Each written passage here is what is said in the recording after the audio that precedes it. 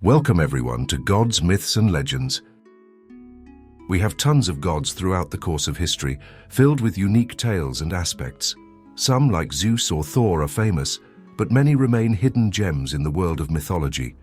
We'll introduce you to a variety of lesser-known gods, highlighting their significance. From ancient societies around the world, we'll travel across continents to discover gods that often receive little attention. Expect to meet gods that might be completely new to you. Let us know in the comments if any of them were already known to you. At number 10 on our list, Apsu, a significant figure in the ancient myths of Sumer and Babylon. In the past, local deities played a vital role in people's lives, affecting everything from farming to behavior and even the outcomes of wars. Apsu was considered the guardian of the Sumerian people, believed to bring them success and prosperity. However, as time passed, a significant change occurred. Marduk, associated with the city of Babylon, became more important. In the Babylonian creation story Enuma Elish, Marduk faced off against Tiamat, often seen as Apsu's partner in some versions of the myth. Marduk's victory established him as the chief god in Babylon, and Apsu's importance slowly faded. Even though Apsu had a major role in Sumerian mythology as the god of fresh water and the father of the gods, his decline in importance was linked to Marduk's rise in Babylon. Today, Apsu's story is not well known, and our knowledge of him comes mainly from historical texts and academic research. At number 9 on our list, we find a significant god from Slavic mythology, Veles. He's known as the god of nature, covering things like the earth, water, forests, and the underworld. Among the ancient Slavs, nature was highly respected, and they often prayed to Veles and included him in their rituals. However, Veles isn't well known worldwide, especially outside of Slavic cultures. Western mythologies like Greek, Roman, and Norse stories are more famous, so gods like Veles don't get much attention. Even though there are stories about Veles in Eastern Europe, most of the world doesn't know much about them.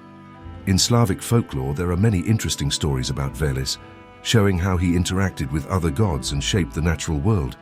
These stories give us a peek into what the Slavic people believed and how connected they felt to nature. At number 8 is Nerrivik, a special goddess in Inuit stories, which are about the people who live in the Arctic. These people depend a lot on the sea for their food, clothes, and other things they need. Nerrivik was very important to them because she took care of the sea creatures they relied on. Hunters in the Inuit group would ask for her help to catch enough food. The sea wasn't just for eating, they also used it for traveling and trading. But most people outside of the Inuit group and researchers who study Arctic stories don't know much about Nerrivik. Unlike famous gods like the ones from the Olympics, she's not well known. Still, Nerrivik's stories and her place in Inuit culture are very important. They show how much the Inuit people care about the sea and the animals in it. In Inuit stories, Nerrivik is like a protector. She helps hunters in tough waters and makes sure there are plenty of sea animals to catch. Her importance goes beyond just believing in a god. It's about how the Inuit people live depending on nature to survive in a very cold and challenging place. Wangmu, known as the Queen Mother of the West in Chinese mythology, is the 7th deity on our list.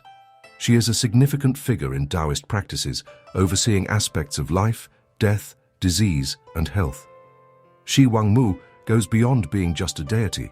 She is deeply connected to the complex world of Taoist philosophy, which emphasizes balance, harmony, and the interconnectedness of all things. Wangmu is often seen as a symbol of immortality and rejuvenation. She is linked to a special orchard with peaches that grant eternal life to those who eat them. This highlights her authority over matters of life and well-being. In Taoism, the quest for a long life isn't just about the body, it's also a spiritual journey that stresses inner balance and harmony. Despite her profound importance in Taoism, Wangmu isn't well known outside of East Asia. There are several reasons for this. Firstly, Western mythologies dominate global culture, leaving figures like Wangmu in the background. Secondly, her significance is deeply rooted in the intricate Taoist philosophy, which can seem complex to those not familiar with East Asian thought. At number 6, we meet Akna, the goddess of motherhood and fertility in Inca mythology. She holds a special place among the Quechua-speaking people of the Andes, where her presence is deeply intertwined with life's rhythms. Akna is seen as a nurturing figure, protecting families and bringing fertility to the land and its people. In the high Andean altitudes, where agriculture is crucial, people seek Akna's blessings to ensure abundant harvests and healthy children. Farmers and families believe in her benevolent spirit, trusting that she watches over their crops and helps them thrive in the challenging terrain. Akna is often depicted as a caring mother, representing fertility and motherhood. She offers a sense of security and nourishment to those who honor her. While her influence may not extend far beyond Andean cultures, within this context, Akna remains a symbol of great importance, highlighting the enduring bond between humanity and the natural world. Now, into the world of the Aztecs, to meet number 5 on our list, named Patecatl, who was the Aztec god of something special, pulque. Pulque is a special drink made from the sap of a plant called maguey, and it was very important in Aztec life. Imagine this, Patecatl, the god of pulque, connecting the everyday life of the Aztecs with their spiritual beliefs. It's like having a bridge between the ordinary and the magical in their culture. Pulque was often called the nectar of the gods, because the Aztecs believed that when they drank it, they could communicate with the gods. Patecatl himself was pictured as an older figure with spiky hair and a beard that looked like the leaves of the maguey plant. In Aztec society, pulque was not just about having a good time, it was also about feeling close to the gods during their special ceremonies.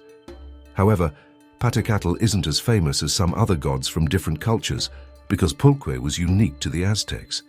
What's interesting about Patecatl is that he shows how gods can be linked to very specific parts of a culture.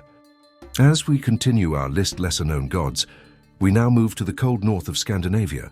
Here, at number 4, amid the famous Norse gods, we find Hoenir, an interesting but not well-known deity. Hoenir belongs to the Aesir, one of the main groups of gods in Norse mythology. However, there is some mystery surrounding him. He is often called the Silent God and is connected to the creation of humans and predicting the future. But these roles are not enough to make him as popular as other Norse gods, like the powerful Odin and the mighty Thor. Even though Hoenir isn't commonly known, he plays an important part in Norse mythology. His role in the creation of mankind shows the deep connection the ancient Norse people believed to exist between humans and gods. In some myths, Hoenir, along with Odin and Loki, plays a central role in shaping the world. This points to his significant standing in the pantheon. Hoenir's lesser-known status among the Norse gods tells us that even in famous groups of gods, some individuals may not always be in the spotlight. However, that doesn't mean they are less important. Each god, well-known or not, has their own role to play and contributes to the rich mythology. For our number 3, we journey back to ancient Babylonia and meet Kingu. Kingu is a god known mainly for his connection to the primordial water goddess Tiamat. In the Babylonian creation myth called the Enuma Elish, Kingu plays a significant role as Tiamat's partner and the leader of her monstrous army. Despite his important part in the Babylonian creation story, Kingu often remains in obscurity. This is not only because of his more famous mother, Tiamat, but also due to the victorious god Marduk. In the epic tale, Marduk defeats Tiamat and gains control over the Tablets of Destiny, giving him supreme authority over the universe. Kingu's role in the pantheon seems more like a catalyst for the stories of other gods, rather than that of a widely worshipped deity. Nevertheless, Kingu's presence in Babylonian mythology sheds light on the theme of chaos and order, a common motif in many creation stories. Kingu's rebellion against the younger gods, which ultimately leads to Tiamat's conflict with them, represents the eternal struggle between the old and the new, chaos and order, in the cycle of creation and destruction. While Kingu may not enjoy the same level of recognition as other Mesopotamian deities like Marduk or Ishtar, his role as the instigator of cosmic conflict remains a crucial element in Babylonian mythology. At number 2 among the lesser-known gods, we journey to the Egyptian pantheon to meet Shezmu, known as the Lord of Perfume. At first glance, it might seem unusual for a god to be associated with something as seemingly simple as perfume. However, in ancient Egypt, perfumes held great importance, extending beyond pleasant scents. Perfumes played a crucial role in Egyptian rituals and daily life. They were believed to be pleasing to the gods and had deep spiritual significance. For the ancient Egyptians, scents acted as a connection between the earthly realm and the divine. Therefore, Shezmu's role as the Lord of Perfume encompassed both the physical and spiritual aspects of life in ancient Egypt. What makes Shezmu intriguing is his dual nature. While he carries titles like the Savage of the Gods and Noble of the Slaughterhouse, Often depicted with the head of a lion, his benevolent role as the Lord of Perfume presents a striking contrast. This duality reflects the complexities often found in ancient mythologies, where gods could embody both nurturing and destructive qualities. Despite his fascinating roles and symbolic significance in ancient Egyptian society, Shezmu remains relatively unknown. In studies or retellings of Egyptian mythology, he often stays in the shadow of more famous gods like Osiris, Anubis, or Ra. As a result, many associate Egypt primarily with its pyramids, mummies, and a few widely known deities, while gods like Shezmu continue to linger in obscurity, unnoticed by much of the world. Finally, we come to the least known of our chosen ancient gods, Nefer-Tum. He is linked with healing and rejuvenation, reflecting the importance of health in the lives of the ancient Egyptians. In a society where well-being and balance were highly valued, Nefer-Tum held a special place as a deity associated with renewal and restoration. Nefer-Tum also had a strong connection with the lotus flower, a symbol revered by the ancient Egyptians for representing the sun and rebirth. Often depicted as a dwarf walking on lion's paws, symbolizing his strength and power, he remains overshadowed by more famous gods like Horus, Ra, Osiris, and Anubis. His relative obscurity is mainly due to the lack of extensive historical records mentioning him compared to other deities. While the more famous Egyptian gods took center stage in monumental wall carvings, festivals, rituals, and detailed myths, minor gods like Nefer-Tum have remained somewhat in the shadows, with their attributes and significance known mainly to people of their time or passionate scholars delving into the depths of ancient Egyptian religious beliefs. Exploring Nefer-Tum's role in Egyptian mythology gives us valuable insights into the profound importance of health and rejuvenation in the lives of the ancient Egyptians. His connection to the lotus flower and the concept of rejuvenation reflects the timeless human desire for vitality and the eternal cycle of life and death. Thank you for joining us on Gods, Myths and Legends. We have completed our list of top 10 lesser-known gods from around the world. We hope you enjoyed meeting these intriguing gods as much as we enjoyed introducing them to you. Remember, there's a whole world of gods, myths and legends to explore, and this video was just the beginning. We appreciate your time and interest. Don't forget to subscribe to our channel for more exciting explorations into the alluring world of mythology.